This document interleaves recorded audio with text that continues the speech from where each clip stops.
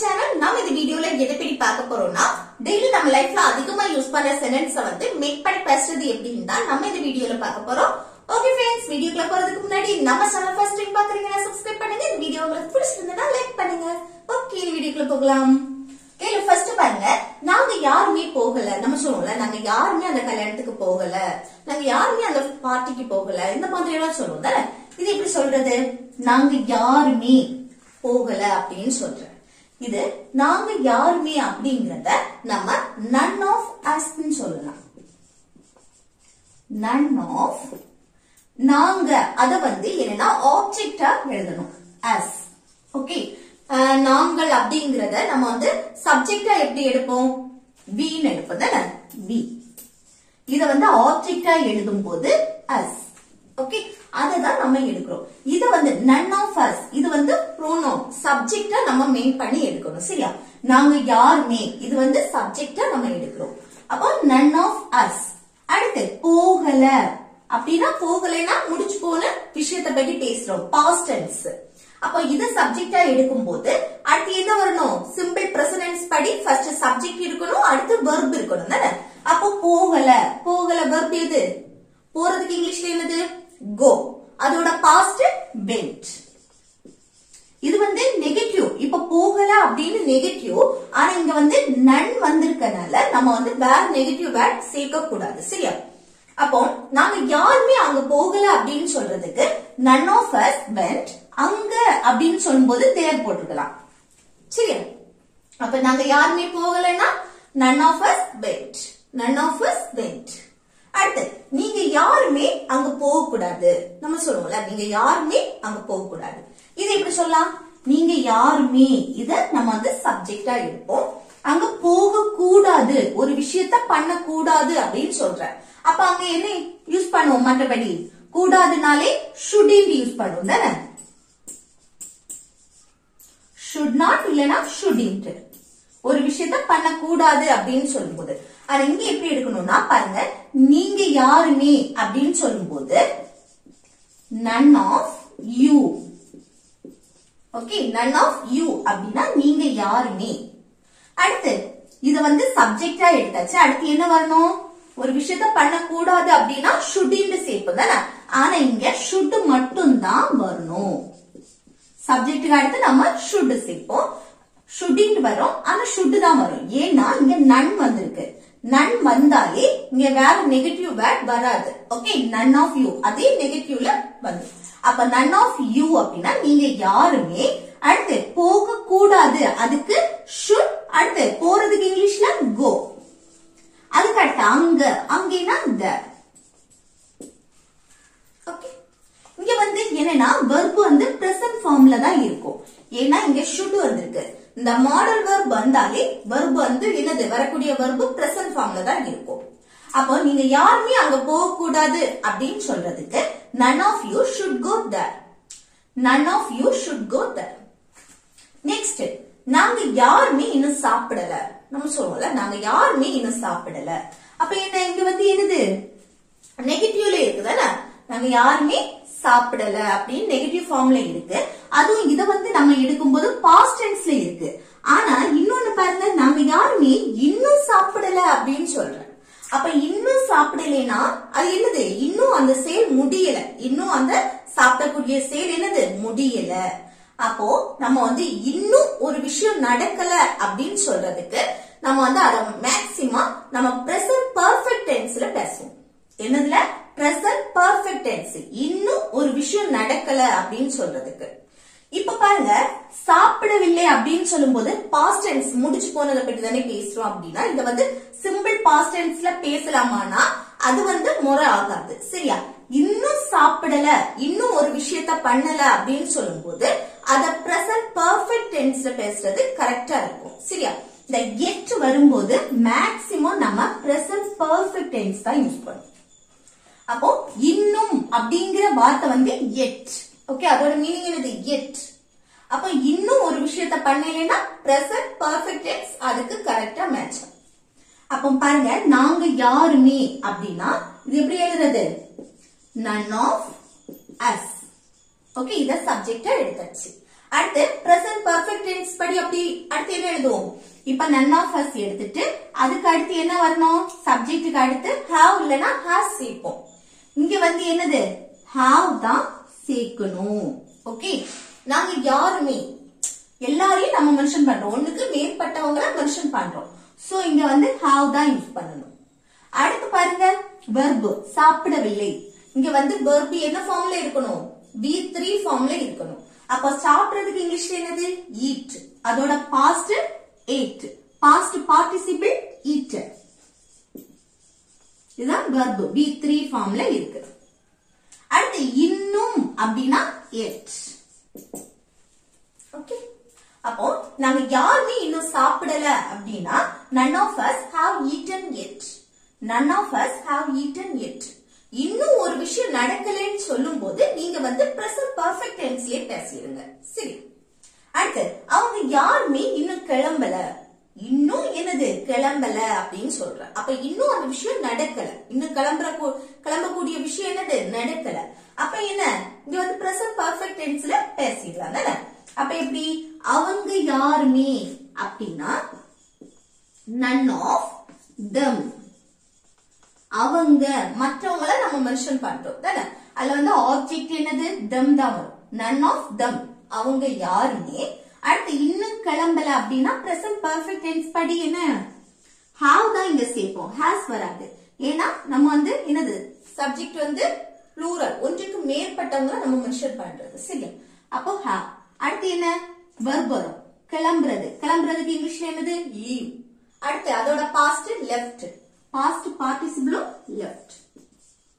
இது வந்து verb V3 ஃபார்ம்ல இருக்கும். அடுத்து இன்னும் yet. ஓகே, அப்போ அவங்க யாருமே இன்னும் கிளம்பல அப்படின்னு சொல்றதுக்கு எப்படி சொல்லலாம்? none of them have left yet. None of them have left yet. Okay, அடுத்து நெக்ஸ்ட் பாருங்க, நாங்க யாருமே அவங்க கிட்ட சொல்லல. நம்ம சொன்னோம்ல, நாங்க யாருமே அவங்க கிட்ட சொல்லல. அப்போ சொல்லல அப்படின்னு என்னது? பாஸ்ட் டென்ஸ், முடிஞ்சு போனதை பத்தி பேசுறோம். அடுத்து என்ன? நெகட்டிவ் ஃபார்ம்ல இருக்கு. நெகட்டிவ்ல இருந்தாலும் நம்ம பாசிட்டிவ்ல தான் எடுப்போம் தானே? அப்ப பாருங்க, நாங்க யாருமே அப்படின்னு சொல்லும்போது none of us, நாங்க யாருமே. அடுத்து என்ன வரணும்? அவங்க கிட்ட சொல்லல. சொல்றதுக்கு இங்கிலீஷ்ல என்னது? tell. அதோட past told. நம்ம வந்து ஃபார்ம் வந்து அது வந்து பாஸ்ட் டென்ஸ்னா பாஸ்ட் டென்ஸ்ல எழுதணும், பிரசன்ட்னா பிரசன்ட்ல எழுதணும். ஆனா என்ன? நெகட்டிவ் வந்தா மட்டும் அத பாசிட்டிவ்ல எழுதணும். சரியா? அப்ப told. அடுத்து அவங்க கிட்ட him. ஓகே, அப்போ நாங்க யாருமே அவங்க கிட்ட சொல்லல அப்படின்னா none of us told him. None of us told him. Next, நாங்க யாருமே அத பத்தி சொல்ல மாட்டோம். நாங்க யாருமே அத பத்தி அவங்க கிட்ட சொல்ல மாட்டோம். இந்த மாதிரி எல்லாம் சொன்னோம் தானே? அப்போ சொல்ல மாட்டோம் அப்படின்னா ஃபியூச்சரை மெயின் பண்ணி பேசுறோம். இப்போ சாதாரணமா நம்ம பேசும்போது ஒரு விஷயத்த செய்ய மாட்டேன், சொல்ல மாட்டேன், இந்த மாதிரி மாட்டோம் அப்படின்னா ஃபியூச்சர்ல நம்ம நெகட்டிவா பேசுறதுக்கு will not போடுவோம். will notக்கு பதிலா won't தான் போடுவோம் மேக்ஸிமம். ஓகே, will notக்கு பதிலா நம்ம நெகட்டிவா பேசுறதுக்கு, ஃபியூச்சர்ல நெகட்டிவா பேசுறதுக்கு won't யூஸ் பண்ணுவோம். ஆனா இங்க எப்படி பேசுறோம்னு பாருங்க, நாங்க யாருமே, அதுக்கு none of us. நம்ம இப்போ நெகட்டிவ்ல பேசுறதுக்கு இப்படி பேசுவோம். ஆனா ஃபியூச்சர்ல பாசிட்டிவா பேசுறதுக்கு எப்படி பேசுவோம்? ஃபர்ஸ்ட் சப்ஜெக்ட் எழுதியாச்சு, அடுத்து என்ன போடுவோம்? will போடுவோம். ஃபியூச்சர்ல பாசிட்டிவா பேசுறதுக்கு சப்ஜெக்ட், அடுத்து will, அதுக்கு அப்புறம் என்னது?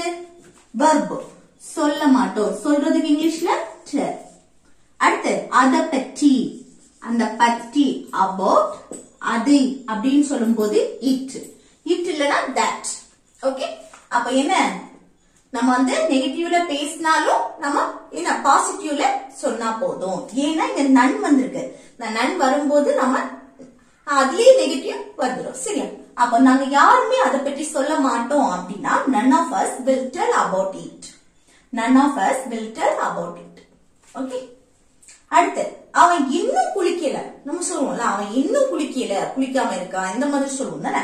அப்ப என்ன சொல்றோம் பாருங்க, இன்னும் ஒரு செயல் நடக்கல அப்படின்னு சொல்றோம். இன்னும் ஒரு செயல் நடக்கல. அப்ப இது எப்படி சொல்றது? present perfect tense. இன்னும் ஒரு விஷயம் நடக்கல அப்படின்னு சொல்லும்போது, நெகட்டிவ்ல சொல்லும்போது அது present perfect tenseலயே பேசிடலாம். சரியா? அப்ப என்ன? அவன், he. he வந்திருக்கனால இங்க has தான் யூஸ் பண்ணுவோம். நெகட்டிவ் குளிக்கல, அப்போ hasn't இல்ல has not னு சொல்லிக்கலாம். அடுத்து என்ன வரணும்? குளிக்கல. குளிக்கிறதுக்கு இங்கிலீஷ்ல என்னது? take a bath னு சொல்லுவோம். அடுத்து இங்க வந்து verb be3 ஃபார்ம்ல தானே இருக்கும். அப்ப take a bath இல்லனா took a bath, அது வந்து took a bath னா be2.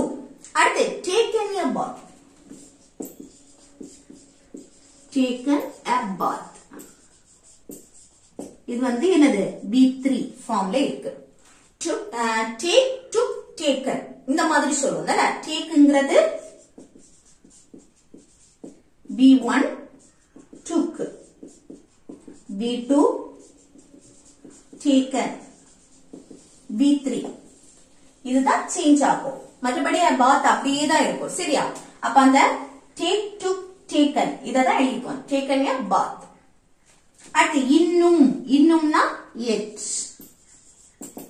ஓகே, அப்போ அவன் இன்னும் குளிக்கல அப்படின்னு சொல்றதுக்கு he hasn't taken a bath yet.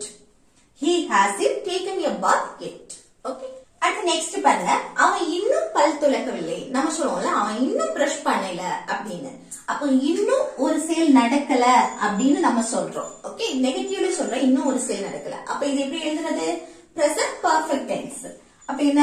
அவன் சப்ஜெக்ட் he, he வந்தாச்சு. அதுக்கு அடுத்து என்ன பண்ணணும்? has seen. நெகட்டிவ்ல சொல்றோம் has seen. அடுத்து என்ன? பல் துலக்கவில்லை. verb, verb be3 ஃபார்ம்ல இருக்கும். அப்போ பல் துலக்கிறதுக்கு brush, brushed, brushed.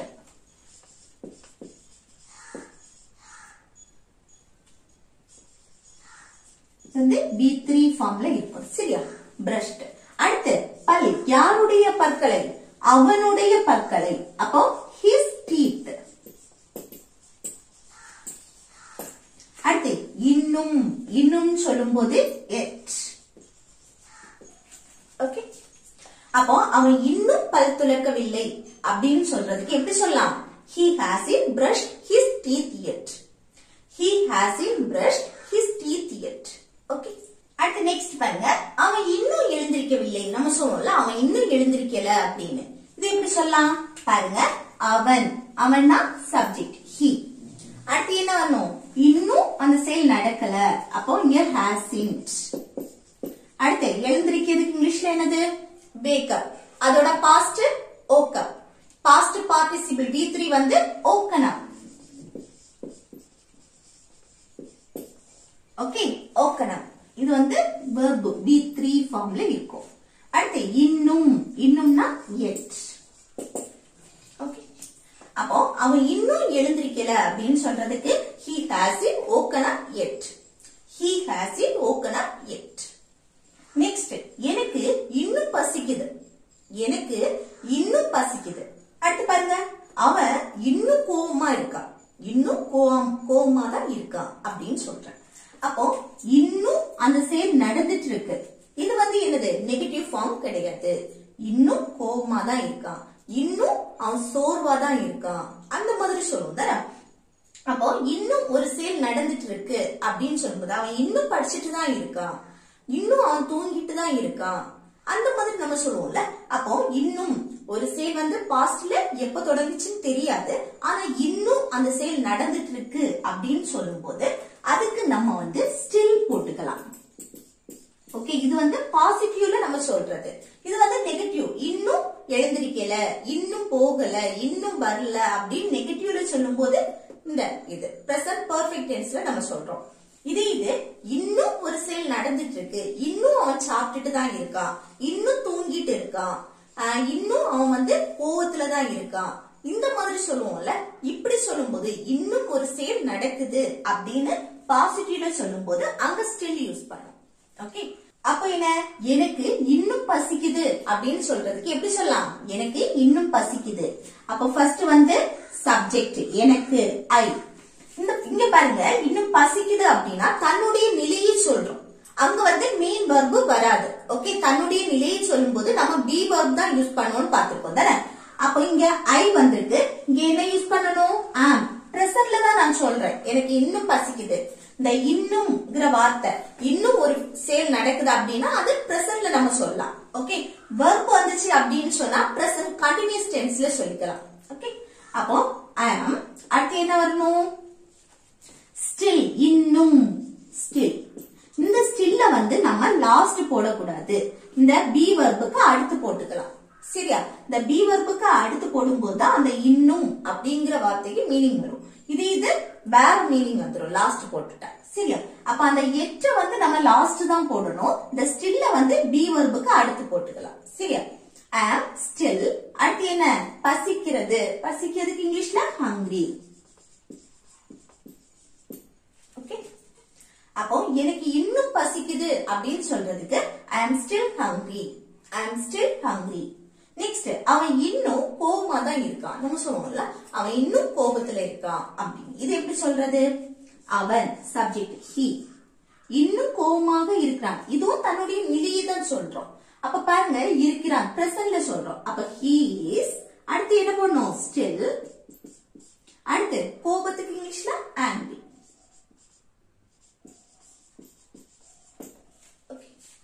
அப்ப அவன் இன்னும் கோபமா இருக்கான் அப்படின்னு சொல்றதுக்கு he is still angry he is still angry okay next பாருங்க அவன் இன்னும் படித்துக் கொண்டு இருக்கிறான் நம்ம சொல்லுவோம்ல அவன் இன்னும் படிச்சுட்டு தான் இருக்கான் அப்படின்னு அப்போ இன்னும் ஒரு செயல் பாஸ்ட்ல எப்ப தொடங்குச்சுன்னு தெரியாது ஆனா இன்னும் அந்த செயல் நடந்துட்டு இருக்கு அப்படின்னா அத பிரசன்ட் கண்டினியூஸ் டென்ஸ்ல சொல்லிக்கலாம் அப்ப பாருங்க சப்ஜெக்ட் என்ன அவன் அவன்னா he அடுத்து present continuous tense படி இங்க subject he வந்துச்சுன்னா அடுத்து என்ன be verb is தான் வரும் சரியா சப்ஜெக்ட்டுக்கு அடுத்து be verb வரும் அந்த be verb is அடுத்து என்ன வரணும் இன்னும் அந்த still be verbக்கு அடுத்து still அடுத்து verb என்ன படித்துக் கொண்டு இருக்கிறான் படிக்கக்கூடிய செயல் படிக்கிறதுக்கு இங்கிலீஷ்ல என்னது study கூட ing ஃபார்ம்ல எழுதும் okay study அப்போ அவன் இன்னும் படித்துக் கொண்டு இருக்கான் அவன் இன்னும் படிச்சுட்டு தான் இருக்கான் அப்படின்னு சொல்றதுக்கு he is still studying he is still studying அடுத்து எனக்கு இன்னும் சோர்வா தான் இருக்கு நம்ம சொல்லுவோம்ல எனக்கு இன்னும் டயர்டா இருக்கு அப்படின்னு இந்த டயர்டு மாறல இன்னும் டயர்டா தான் இருக்கு அப்படின்னு சொல்றேன் இது எப்படி சொல்லலாம் இது வந்து தன்னுடைய நிலையை சொல்றோம் நான் வந்து எந்த சிச்சுவேஷன்ல இருக்கேன் எப்படி இருக்கேன்னு சொல்றது அப்ப என்ன எனக்கு I அடுத்து என்ன வரணும் am நம்ம வந்து பிரசன்ட்ல தானே சொல்றோம் இன்னும் சோர்வா இருக்கு அப்போ பிரசன்ட்க்கு நம்ம வந்து am is are அது சப்ஜெக்ட் I வந்தனால am போடுறோம் அடுத்து இன்னும் still அடுத்து சோர்வா tired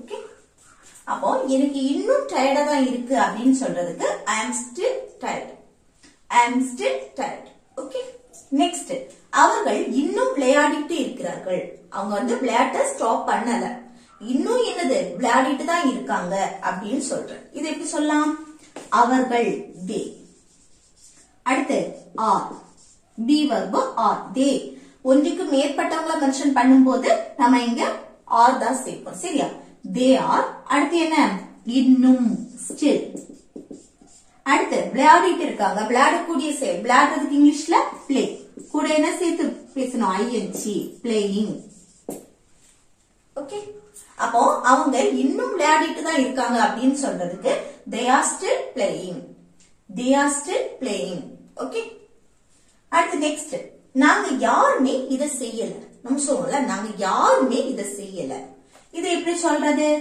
இந்த ரெண்டுமே லாஸ்ட் ரெண்டுமே என்னது ஹோம்வொர்க் இது எப்படி சொல்லலாம்னு பாருங்க நாங்க யாருமே இத செய்யல இத வந்து கமெண்ட் பாக்ஸ்ல கமெண்ட் பண்ணுங்க அடுத்து பாருங்க அவன் இன்னும் வரல நம்ம சொல்றோம்ல இன்னும் வரல அப்படின்னு அப்ப என்னது இன்னும் அந்த செயல் நடக்கலன்னு நெகட்டிவ்ல சொல்றோம் அப்ப இதை எப்படி சொல்லலாம்னா கமெண்ட் பாக்ஸ்ல கமெண்ட் பண்ணுங்க ஓகே फ्रेंड्स இந்த வீடியோ உங்களுக்கு யூஸ்ஃபுல்லா இருக்குன்னு நினைக்கிறேன் யூஸ்ஃபுல்லா இருந்துச்சுன்னா இந்த வீடியோக்கு லைக் பண்ணுங்க உங்க ஃப்ரெண்ட்ஸ்க்கு ஷேர் பண்ணுங்க